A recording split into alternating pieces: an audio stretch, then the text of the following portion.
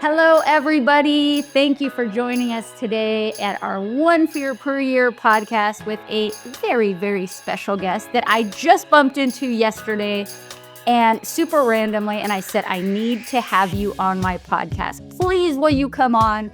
And Micah Kearns said yes. So thank you for joining me today, Micah. Yeah, absolutely. Thank you. I am so excited to dive into this with you because I know that you are a visionary. I know that you do a lot of things even though you feel the fear. Oh, yeah. So let's talk first about what are some of the main fears that you have had to deal with in your own life, let's say in the last 10 or so years. That's going to take up the whole podcast. So, let's see. I guess there's like okay, 6 years ago, I went through a surprise traumatic divorce, and it brought up a ton of my old fears of abandonment, of being neglected, of being seen as unworthy, of being judged, of really having that anxious attachment style of needing to rely on other people for validation and comfort, all of that kind of stuff. And I had a falling out with my family through the middle of the divorce also. And so all of my biggest, deepest, greatest fears like absolutely manifested and came to life. But through that, because of things that I've worked on in the past, and I'm a huge nerd, and so I'm like I love learning about psychology and self-improvement, and learned a lot about Carl Jung's positive disintegration, which is that to truly become who you are as an individual, you need to crumble into all of these fragments of who you used to be. And then through conscious effort and intentionality, you piece this back together into who you really are. And you get to pick up a piece and say, like, this one fits. And then you pick up a piece and you're like, this one doesn't fit. I'm going to discard it. And you end up building the new you and individuating. It's almost like, do you know the Japanese wabi-sabi, where they take broken pottery and fuse it back together with gold? And it's actually the of it is the aesthetic of that is the charm of it. And okay, so post-divorce, I'm going through all of this stuff. I'm working, I'm fully disintegrated into fragments of a human and start putting myself back together. And I decided to do the scariest possible thing. Because again, I love Carl Jung, so I'm going to quote him a lot.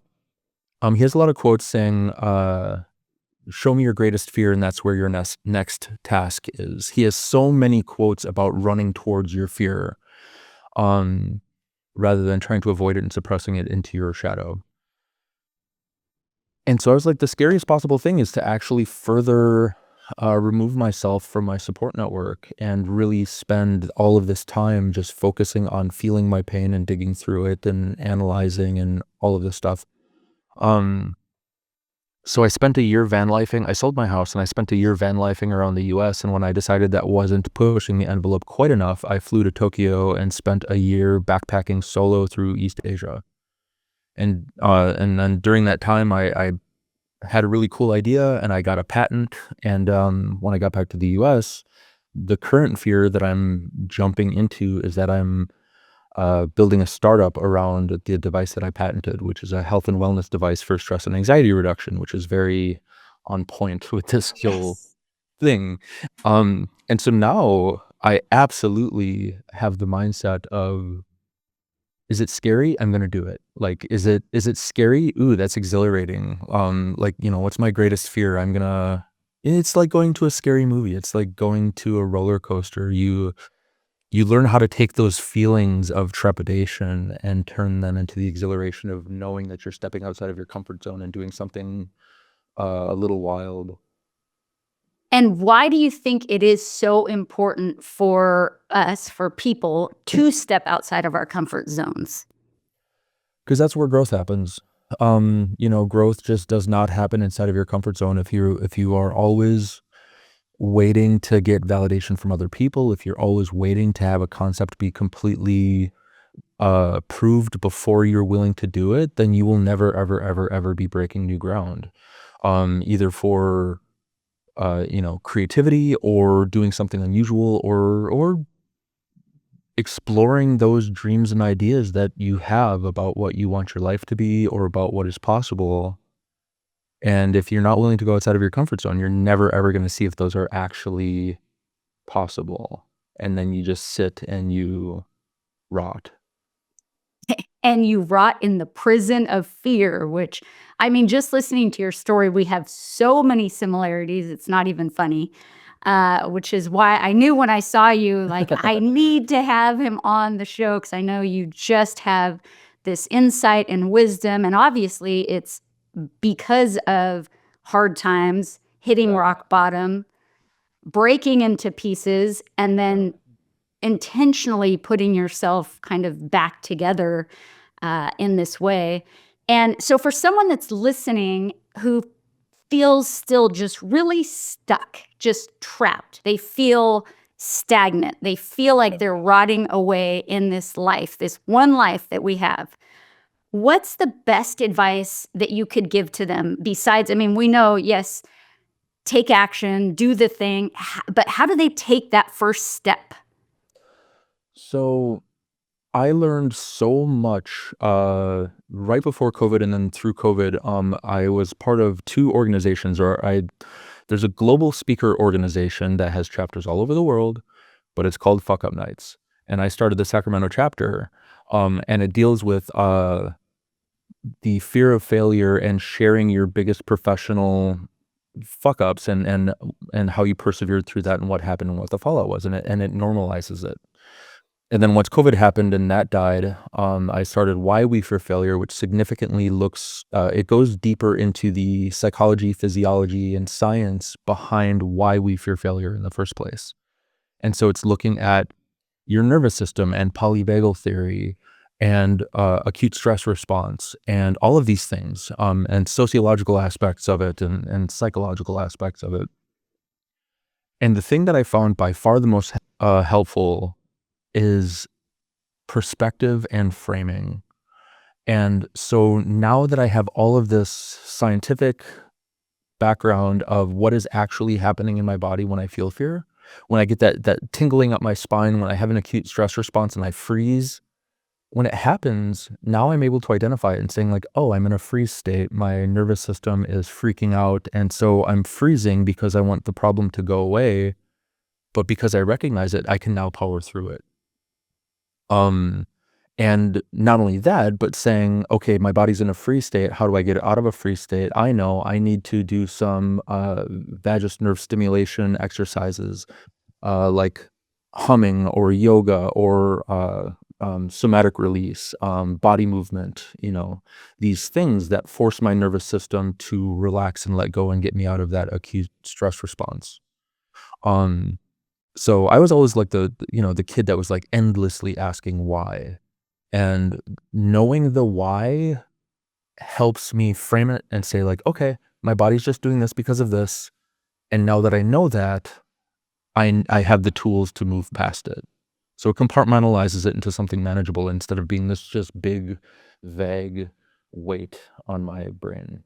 Love it. And so the tools to move past it include things like body movement, breath work, maybe, I don't know if you do visualization. What are some of those things that you personally use? So the company that I'm starting now it's a breathwork device. It's a lamp that moves in such a way that it creates shadows, so it feels like the whole room is breathing around you, and then you synchronize your breathing with it. It's called the Breath Light, and you can find it at iluinnovations.com. And I find that breathing exercises are the thing that are the most immediate, transformational, and easily accessible all simultaneously. At any moment, at any time of day, no matter where I am, I can pause, I can center myself, and I can do some basic breath work exercises like psychological sigh, box breathing, 4-7-8 breathing, long exhale. There's all these things that I can do. And the funny thing is, so earlier this year, I went to a big tech conference in San Francisco. And I was there by myself for 3 days, and, at a certain point, it was pretty stressful. It was, like, really sensory overload, and I'm walking around by myself trying to talk to people, and I just got a little burnt out, and I moved a little bit off to the side, and, I centered myself, and I did 3 big psychological sighs, which is you breathe in as much as you can, you pause for a second, you breathe in a little bit more, and then you do a long exhale through your mouth. So, big nasal breath, little nasal breath, and an exhale. And if you listen to Andrew Huberman, the psychological sigh is like one of the quickest ways to get your vagus nerve to relax.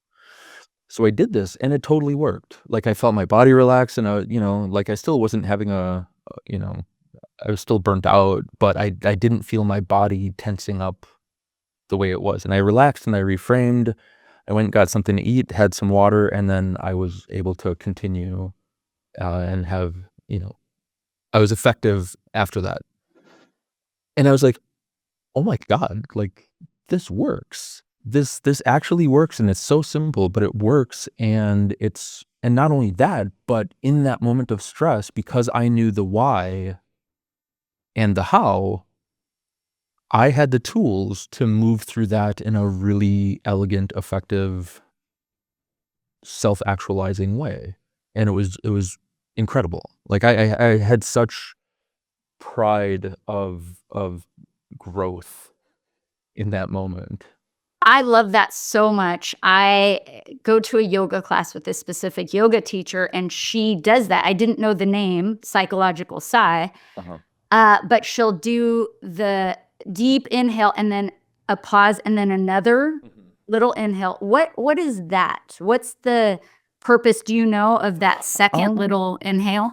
I don't know the purpose except that it's almost like you breathe in and you're allowing your lungs to stretch and fill, but then as they're full and you're holding it for that couple seconds, they're stretched, and so the little extra gasp at the end, I think just really manages to stretch them to their full capacity. And then not only that, but it's getting your mind off of whatever you're nervous about, and now you're thinking about your breath. You're actively thinking about your breath instead of thinking about whatever is stressing you out. So, I know Andrew Huberman did this entire episode about, the correct way to breathe and goes into psychological sign. I'm sure he has much more scientific information about it, Awesome. I on just why it know works. that was kind of the first I had heard of it and did Yeah. it in that yoga class, and I was like, "Oh, this is cool, it's interesting," and it's almost like that concept Mhm. of we are more capable than we know. Yep. So once you inhale and you think you've taken the deepest breath you possibly can, wait a minute, but there's more, you Yeah. know, like you can do a little more. I'm wondering also if it's, now I'm super curious actually. 'Cause like, when you breathe, a lot of people do chest breaths, right? And so you feel your chest rise up. But if you do that little gasp at the end, it's forcing you to use all of your lungs. Like, it's forcing you to belly breathe. And so that last little gasp at the end is like, probably also encouraging the most gas transfer in your lungs as possible. You know what's funny is that there's some scientific studies, that are showing like, oh my God, the amount of CO2 in your blood is so much more important to your bodily functions than we ever previously thought. We always thought CO2 is just a waste gas, but now we're finding that maybe CO2 is actually a marker and a way that your body communicates with itself, and so even your psychological state can be a result of the amount of CO2 in your blood. So if you're stressed and your nervous system is constricting your lungs and you're taking short, shallow breaths, you're not getting great gas transfer, and the CO2 in your blood is building up because you're not fully exchanging it with oxygen. And so you have this like pool of CO2 in the bottom of your lungs. And because of that CO2 in your lungs, maybe that is one more thing that in your brain is causing you to spiral into stress and anxiety, because your brain is like, Mm. there's too much CO2, there's too much CO2, like, and so ends up creating this negative feedback loop. Yes. No, that makes total sense to me. It fascinates me how holistic we are, like how interconnected every part of our being is, and to really use the different facets and parts of ourselves, I guess. So, one quick question I ask everybody, and there's no Yes. wrong answer, but for you, when you think about fear and all that it entails, everything that is, and you were to think of an exact opposite word of fear, for you personally, what would that other word be? Exhilaration. But it's the same thing. It's just framing. It's literally just framing. It's the other side of the same coin that, like I said before about riding a roller coaster, skydiving, uh, packing up everything and moving to Japan to, like there's so many things that I've done where it's like the fear is what makes it exhilarating. And it's, to your body, to your nervous system, it's the same feeling, but it's just the framing that makes it something so exciting. And when you figure out how to turn it into excitement, then it's like incredibly liberating. It's so Yes. freeing to just say like, "Oh, this is scary," or "I don't know, there's this huge unknown in front of me and I'm going to consciously decide to yeet myself into the void and see what happens." Um and you learn how to trust yourself doing that. You learn how to say like, "Oh, I've done this so many times that I can throw myself into the nothingness or this unknown situation and trust that I'll work it out and I'll be fine." Yes, and reframe it, it's adventure, It's right? It's adventure. Yeah. adventure. The unknown is adventure. Yay. And it's little it's like traveling is scary and unknown and adventure, and starting a new business is scary and unknown and adventure, and starting a new relationship is scary and unknown and adventure, and walking up to somebody at a tech conference and starting a conversation with a total stranger is scary and unknown, and I've met so many cool people that way.